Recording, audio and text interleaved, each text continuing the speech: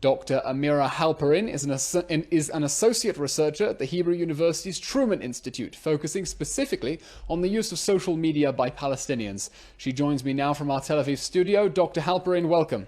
Thank you. What does Minister Erdan mean when he talks about incitement on social media?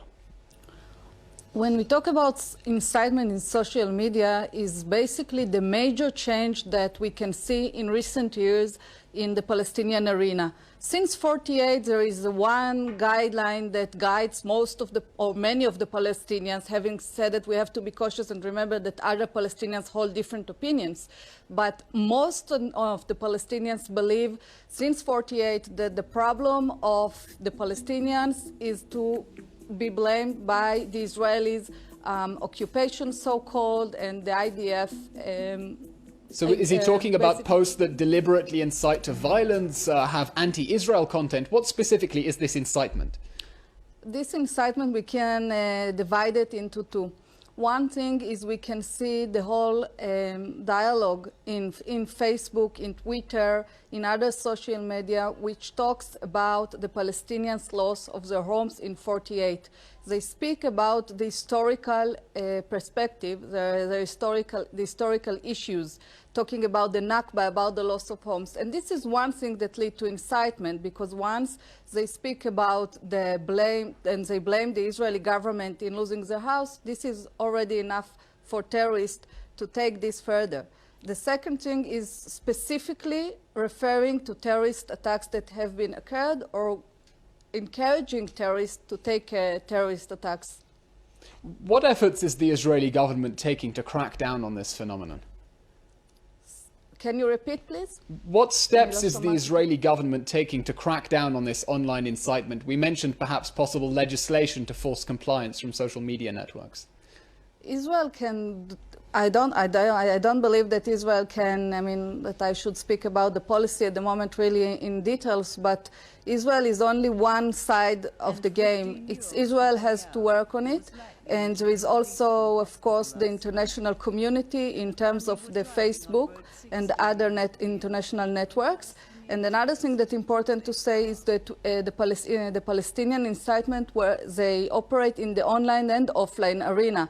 Once an online incitement would be stopped, there is still a major problem in Gaza that there is lack of control there in the offline arena. So even if we see terrorists that going out and taking terror attacks and incite for terrorism, there is no enough power and people that will deal with this inside the territories.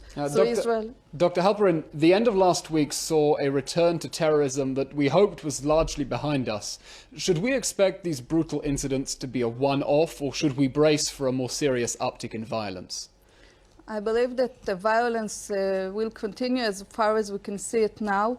And we see that the situation is very serious when we talk about the incitement. It's a very serious situation because the people in Gaza and the young people, we see that they're ready to go out as alone, and the young people, as we saw in the recent case, 17-year-old boy, to go out and to carry out those attacks.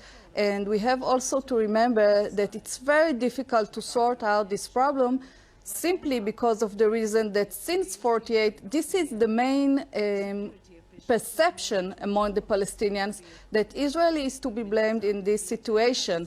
And therefore, until a more comprehensive solution will be found, the negotiation will proceed, the problem of terrorism will not be tackled. Well, in light of that, we speak frequently of lone wolf terrorism. How far are these attacks genuinely spontaneous, and how far are organized terrorist groups really involved somewhere in the background? Most of them, as we see now, were not linked to a group. But of course, there are things behind the scenes. And even young terrorists and young Palestinians, they have their own perceptions, but it's linked to an ideology of a movement. It is linked to ideology of people that they see every day, people that they speak with every day in the online and offline arenas. And another important point to remember is that it's not only a local phenomenon. I mean, we're not talking about only a links in Gaza and the West Bank, but in the international Palestinian community outside the Palestinian territories as well. We can see their incitement to terrorism as well. We can see there are people that act alone, as you said, but there are also people that cooperate with Hamas in other countries, in European and the US, for example, countries. Dr. Halperin, thank you for your time. Thank you.